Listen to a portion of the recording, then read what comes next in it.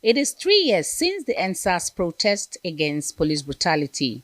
After the protest, the government set up a panel of inquiry that should investigate the numerous allegations against the police.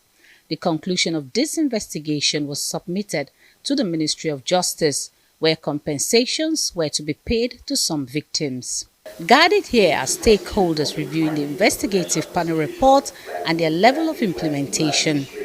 Majority of the stakeholders here believe that the government lacks the political will to ensure that the pains of the NSAS aftermath go away. These reports have clearly shown that citizens were subjected to all forms of human degradation, but they were also subjected to all forms of torture and abuse.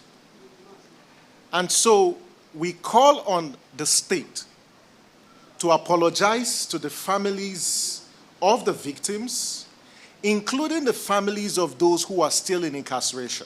It's strictly to combat the menace of violent crimes across the country, a mandate that sounds exactly like the one of SARS.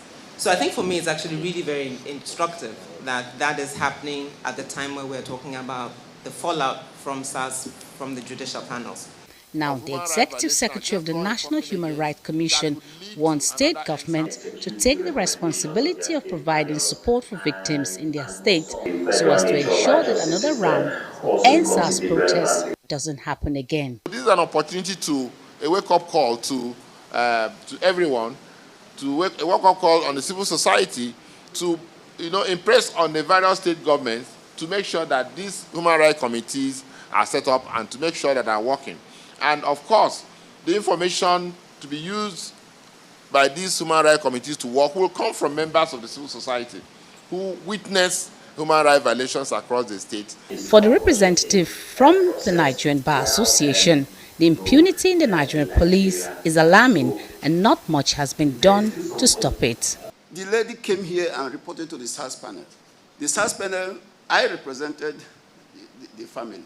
The SARS panel issued more than 10 summons that it should be produced. Or those policemen should come, those 3 policemen from SARS or COSO, led by CSP Obiozo, should come to the parent to explain why they arrested this guy, why they disappeared this guy. None of them came to the panel, and nothing happened. Experts reel out some suggestions to end police brutality. Law enforcement agents these days, they talk about being incentivized, being encouraged. Customs will come and say, we brought in so much revenue into the purse of government. EFCC will come and say the same thing in terms of process of crime. I don't know how much the police brings in. I don't know how much DSS brings in. But I know that if all they bring to government is a load of grief, then they should share in the grief. We need to have policing for a democratic society. And that for me is very fundamental. Policing that respect rights of citizens and then of course offer individuals an opportunity to also be proven guilty until the court in itself says otherwise. Important suggestions have been made to end police brutality in Nigeria. Until these recommendations come to reality, Nigerians may only continue to hope for a better country. Hunarman Benjamin, Arise News.